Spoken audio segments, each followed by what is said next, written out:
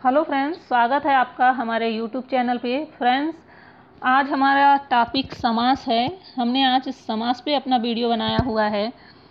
तो आज यहाँ पे हम समास जो 5 वर्गों में विभक्त है तो उसे विस्तार पूर्वक पढ़ेंगे। और अगर आपको ये वीडियो पसंद आए तो लाइक और सब्सक्राइब ज़रूर कर लीजिएगा, जिससे नेक्स्ट वीडियो का नोटिफिकेशन आपको मिल सके। और अगर इसका PDF चाहिए होगा तो हम नीचे डिस्क्रिप्शन बॉक्स में अपने वेबसाइट का लिंक दे दिए हैं, तो वहाँ से आप ले लीजिए। तो चलिए यहाँ पे हम शुरू करते हैं। समास शब्द सम भली भांति उपसर्ग पूर्वक अस धातु से बना है, जिसका संक्षिप्त अर्थ होता है जिसका संक्षिप्त अर्थ का बोधक है। इसे संक्षिप्त समास को संक्षिप्त कहा जाता है, यानी 2 शब्दों को जब जोड़ दिया जाता है तब वहाँ पे समास बन जाता है। और जब 2 या 2 से अधिक शब्दों को इस प्रकार जोड़ दिया जाए कि वो सिमट जाए या समसनम समासर, अर्थात उनके आकार में कमी आ जाए परंतु अर्थ में कोई अंतर ना आवे, तो ऐसी क्रिया को समास कहते हैं। यानी ये सिमट कर छोटा हो जाए और इसके जो अर्थ निकलता हो उसमें कोई डिफरेंस ना हो, कोई मतलब अलग अर्थ ना निकले उससे, तब वहाँ पे समास वाली प्रक्रिया हो जाएगी। तो यहाँ पे ये अगर यहाँ पे 2 शब्दों को जोड़ दिया जा रहा है तो वहाँ पे समास बन जा रहा है, और जब उसी को तोड़कर अलग कर दिया जाए, उसे अलग अलग कर दिया है, तो तब वहाँ पे क्या बनता है, तब वहाँ पे व्यास बन जाता है। ठीक है, तो यहाँ पे उदाहरण दिया हुआ है, देख लीजिए। सभायापति अर्थात सभापति में विभक्ति सूचक प्रत्यय या का लोप हो जाने से सभापति पद बन गया है। यहाँ पे सभायापति की अपेक्षा यहाँ पे छोटा हो गया है, परंतु अर्थों में कोई भिन्नता यहाँ नहीं आई है। यह समास युक्त समासिक पद कहलाएगा। क्या कहलाएगा? समासिक पद यह कहलाएगा। अब यहाँ पे देखते हैं समासों का वर्गीकरण। भिन्न प्रकार के समासों को 5 वर्गों में विभक्त किया गया। तो कौन कौन से वो 5 वर्ग हैं? पहला केवल समास है, दूसरा अव्ययी भाव समास है, तीसरा तत्पुरुष समास है, चौथा बहुब्रीहि समास है, और 5वां क्या है? द्वंद्व समास है आपका। तो यहाँ पे कर्मधारय और द्विगु, ये 2 जो समास है ये तत्पुरुष के ही अंतर्गत आ जाते हैं। ये क्या होते हैं? कर्मधारय और द्विगु समास ये तत्पुरुष के अंतर्गत आते हैं। अव्ययी भाव में प्रायः प्रथम पद प्रधान होता है। अव्ययी भाव में क्या कहा है कि प्रायः प्रथम पद प्रधान होता है इसका। और तत्पुरुष समास में क्या होता है? द्वितीय पद, और द्वंद्व समास में दोनों पद प्रधान होते हैं। और जबकि बहुब्रीहि समास में कोई पद प्रधान नहीं होता है, अपितु दोनों पद मिलाकर किसी अन्य पद के विशेषण का कार्य करते हैं। इन पंचविधि समासों का क्रमशः संक्षिप्त विवरण नीचे दिया गया है, आप इसे देखिए। पहला है केवल समास। तो केवल समास, पहला आपका केवल समास है ऐसा समास जिसे किसी विशेष नाम से अभिहित न किया गया है। ऐसा समास जिसे किसी विशेष, जिसका कोई नाम न हो, जिसे कोई विशेष बताया ना गया हो उसके बारे में, तो वहाँ पे क्या हो जाएगा आपका? वहाँ पे केवल समास हो जाएगा। उसे केवल समास की श्रेणी में रखा गया है। अब इसका ये सूत्र है, देखिए यहाँ पे। विशेष संज्ञा विनिर्मुक्तः केवल समास है। यहाँ पे विशेष और संज्ञा यानी किसी नाम से मुक्त किया गया हो, वहाँ पे केवल समास हो जाएगा। यानी कि यहाँ पे किसी विशेष नाम से न हो, वो केवल समास के अंतर्गत आएगा। यहाँ उदाहरण दिया है जैसे भूतपूर्व, तो यानी जो पहले हो चुका हो। नेक्स्ट देखते हैं अव्ययी भाव समास। तो अव्ययी भाव समास में क्या आएगा? अव्ययी भाव समास के अंतर्गत आएगा आपका अव्ययी शब्द का यौगिक अर्थ क्या होता है? जो अव्यय न हो, उसका अव्यय हो जाना। इस समास के दोनों पदों में प्रथम पद प्रायः अव्यय ही रहता है।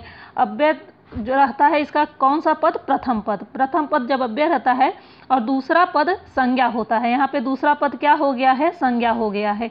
और यही दोनों पद मिलकर अव्यय हो जाते हैं। यथा जैसे कि अधिहरि। अधिहरि, यहाँ पे अधिहरि जो है, ये हरि में यहाँ पर अधि अव्यय है तथा हरि संज्ञा है। हरि क्या होती है? संज्ञा है। यह किसी व्यक्ति का नाम बता रहा है आपको, यह संज्ञा है। लेकिन दोनों का मिलान हुआ यहाँ पे, तो यहाँ पे क्या बन गया? अधिहरि। यह अव्यय हो गया यहाँ पे, अधिहरि। अव्यय हो जाने से किसी भी अव्ययी भाव शब्द के रूप नहीं चलते हैं। समस्त पद सदैव नपुंसक लिंग एक वचन में ही प्रयुक्त होता है। किसमें होता है? अव्ययी भाव समास में। इसे आप ध्यान रखिएगा, ये प्रश्न में पूछता है। सदैव यह नपुंसक लिंग एक वचन में ही चलता है। नेक्स्ट क्वेश्चन है, नेक्स्ट है आपका 3रा नंबर का है तत्पुरुष समास। तत्पुरुष द्वितीय पद प्रधान समास है। तो तत्पुरुष में कौन सा पद प्रधान होता है, यहाँ पे देखिए द्वितीय पद प्रधान होता है तत्पुरुष में। इसमें प्रथम पद द्वितीय पद के विशेषण के रूप में प्रयुक्त होता है। यहाँ प्रथम पद, यहाँ पे तत्पुरुष में इसका प्रथम पद किसके रूप में, द्वितीय पद के विशेषण के रूप में प्रयुक्त हो रहा है। और तत्पुरुष शब्द का विग्रह दो प्रकार से किया जाता है, तस्य पुरुषः और तत्पुरुषः। यहाँ पे सह पुरुषः तत्पुरुषः, इस द्विविधि विग्रह के अनुसार तत्पुरुष समास के दो मुख्य भेद होते हैं, पहला व्याधिकरण और दूसरा समनाधिकरण। तत्पुरुष समास के कितने भेद हैं, तो दो भेद हैं। कौन कौन से, पहला व्याधिकरण, दूसरा समनाधिकरण तत्पुरुष समास। यहाँ पे व्याधिकरण तत्पुरुष समास को अब देखिए। व्याधिकरण तत्पुरुष समास, जिस तत्पुरुष समास में प्रथम पद तथा द्वितीय पद दोनों भिन्न विभक्तियों में हो। कौन से पद देख लीजिए आप यहाँ पे, प्रथम पद और द्वितीय पद। प्रथम पद और द्वितीय पद दोनों विभिन्न विभक्तियों में है, उसे व्याधिकरण तत्पुरुष समास कहते हैं। जैसे यहाँ पे राज्ञः पुरुषः राजपुरुषः में प्रथम पद राज्ञः यह षष्ठी विभक्ति में बताया गया है और द्वितीय पद पुरुषः यह प्रथमा विभक्ति में है। किस विभक्ति में है, तो पुरुषः यह प्रथमा विभक्ति में है। तो इस प्रकार यहाँ दोनों पदों के विभिन्न विभिन्न विभक्तियों में होने से यहाँ पर व्याधिकरण तत्पुरुष समास हो जाता है। और व्याधिकरण तत्पुरुष समास के कुल कितने भेद हैं, तो 6 भेद होते हैं। कौन से, द्वितीय तत्पुरुष, तृतीय तत्पुरुष, चतुर्थी तत्पुरुष, पंचमी तत्पुरुष, षष्ठी तत्पुरुष, सप्तमी तत्पुरुष।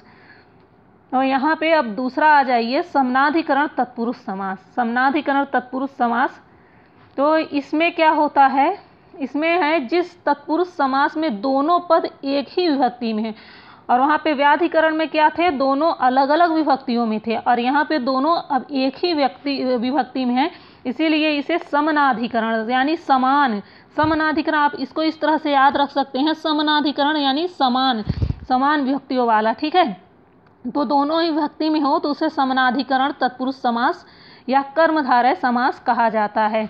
उदाहरण जैसे कृष्ण सर्पः, तो यहाँ पे क्या है, ये कर्मधारय, समनाधिकरण तत्पुरुष कर्मधारय है। इन दोनों पद इसमें दोनों पद प्रथमा विभक्ति में है। कृष्ण सर्पः में दोनों पद कृष्णः सर्पः, ये दोनों ही पद प्रथमा विभक्ति में हैं और दोनों ही पदों के समान विभक्ति होने से यहाँ पर समनाधिकरण तत्पुरुष समास बना है। धातव्य है कि इस समास की क्रिया समास के दोनों पदों को धारण करती है, अतः इसे कर्मधारय समास कहा जाता है। उदाहरण है यहाँ पे कृष्ण सर्पः, यहाँ पे अपसर्पति यानी काला सांप जाता है। इस वाक्य में सर्प की गमन क्रिया के साथ कृष्णत्व भी रहता है। समनाधिकरण तत्पुरुष के कुल 3 भेद हैं जो नीचे दिए गए हैं, ये देखिए। पहला है, ये समनाधिकरण तत्पुरुष के हैं, जान लीजिए, विशेषण पूर्व पद कर्मधारय समास। पहला क्या है, विशेषण पूर्व पद कर्मधारय समास। जिस समानाधिकरण तत्पुरुष में प्रथम पद विशेषण तथा द्वितीय पद विशेष होता है। अब यहाँ पे क्या कह रहा है, देखिए यहाँ पे प्रथम पद विशेषण है और द्वितीय पद विशेष है, तो उसे क्या कहेंगे, विशेषण पूर्व पद कर्मधारय समास कहेंगे।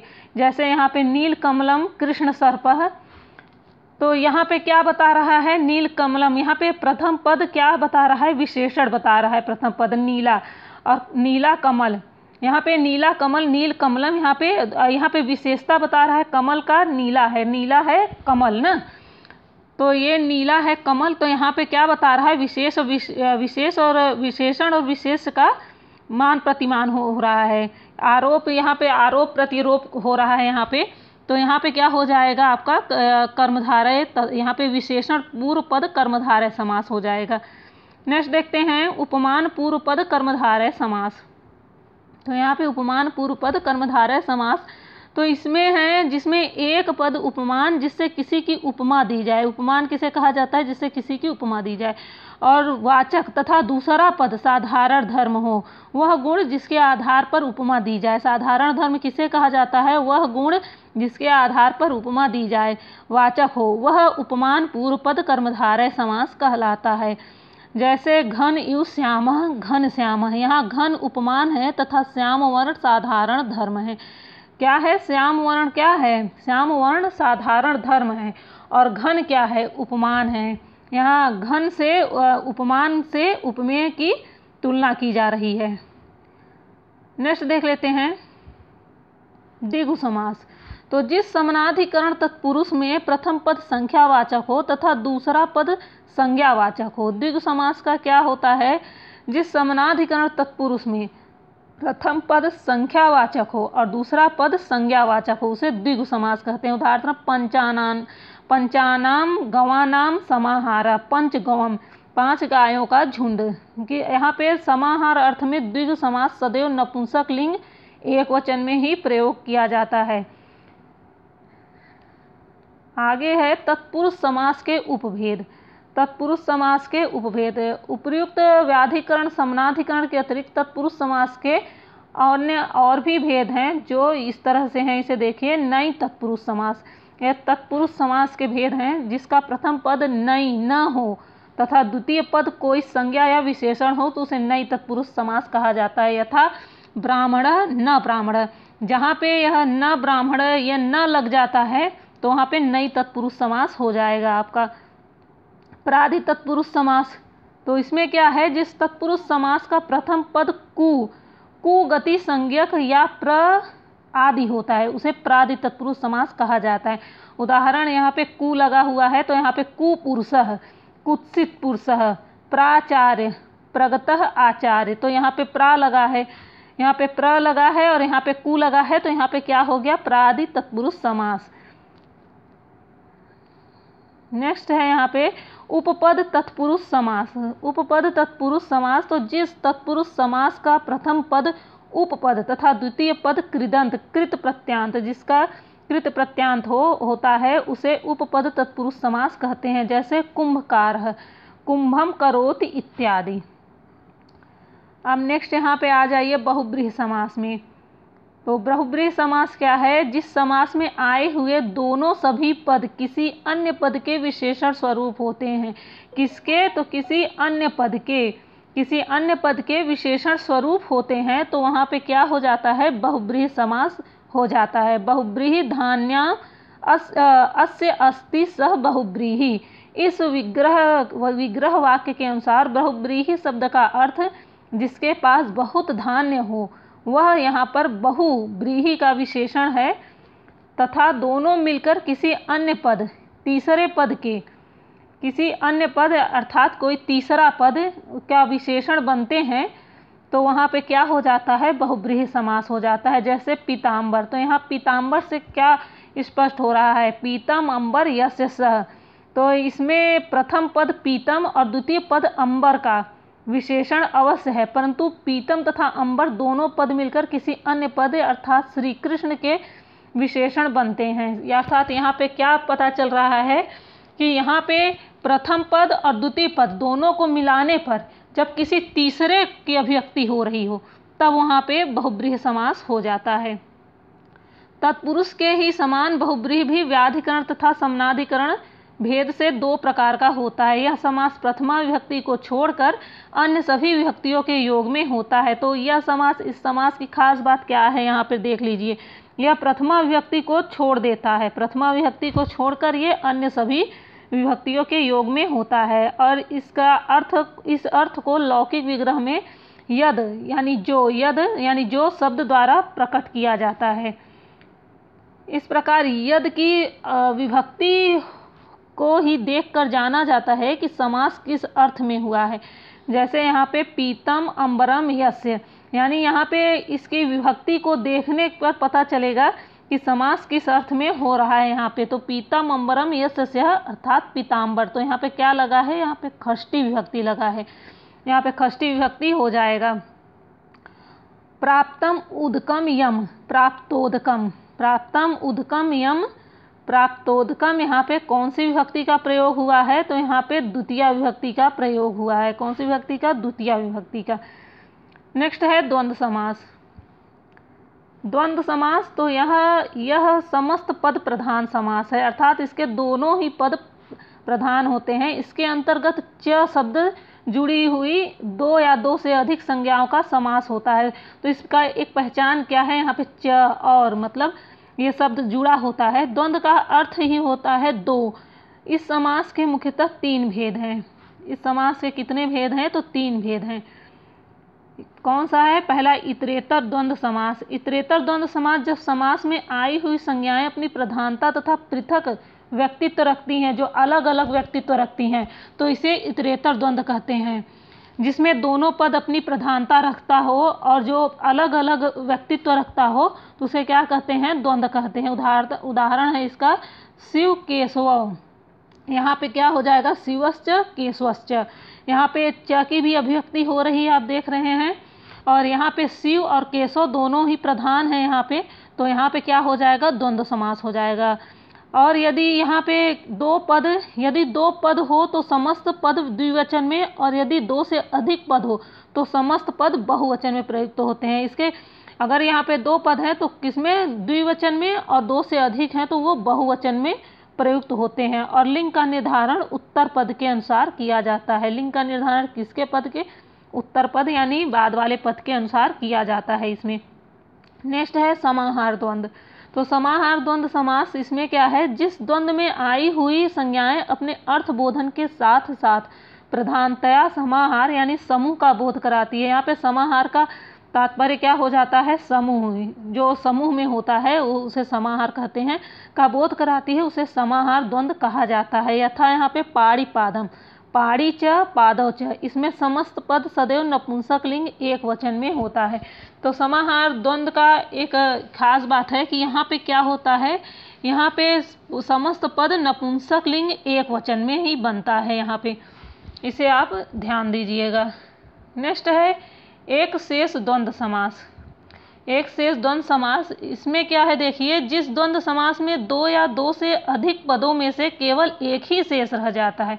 तो जैसा कि इसके नाम से ही स्पष्ट हो रहा है, एक शेष, तो यहाँ पे दो पदों में से केवल एक ही शेष रह रहा है, तो वहाँ पे एक शेष द्वंद्व समास हो जा रहा है। जैसे पितरौ, पितरौ, तो यहाँ पे माता च पिता च, तो यहाँ पे समस्त पद का वचन समास के अंगभूत शब्दों की संख्या के अनुसार होता है। तो यहाँ पे क्या हो जाएगा? यदि समास में पुल्लिंग व स्त्रीलिंग दोनों प्रकार के शब्द हों तो समस्त पद पुल्लिंग में होगा।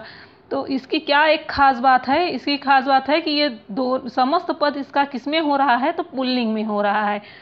यहाँ पे यदि समास में पुल्लिंग व स्त्रीलिंग दोनों प्रकार के शब्द हों, जैसे यहाँ पे पितरव है तो ये पुल्लिंग माता और पिता दोनों बता रहा है, तो दोनों यदि समास में पुल्लिंग और स्त्रीलिंग दोनों प्रकार के शब्द हो तो समस्त पद किस में बन जाएगा? तो वो पुल्लिंग में बनेगा, न कि स्त्रीलिंग में बनेगा।